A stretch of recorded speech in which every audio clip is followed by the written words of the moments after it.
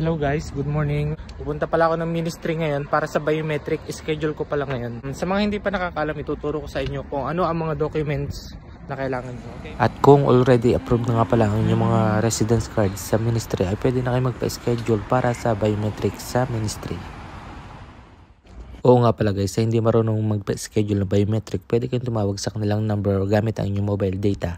Oo nga pala guys, nag-apply ako ng aking residence card for renewal noong August 29, 2023 at na-approve naman noong September 18, 2023. Agad-agad ako nagpa-schedule for biometric noong araw na yon at nabigyan nga nila ako ng schedule ng October 12 umaga. And then yun, ganun lang ang ginawa na proseso ko guys. Yun, malapit na ako guys. Yun, narating ko din ang ministry.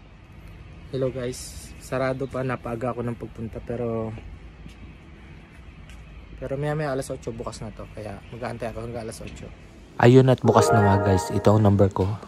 Finally guys, natapos na yung biometric ko at may schedule na rin ako para sa babalikan ko na card. Ngayon guys, ang pinakita ko lang ay passport at yung residence card ko na luma. So guys, kung may natutunan kayo sa aking video na to ay paki-thumbs up lang at paki-iwan na lang ng comment kung meron kayong mga gustong itanong sa akin. Maraming salamat sa inyo at magandang araw.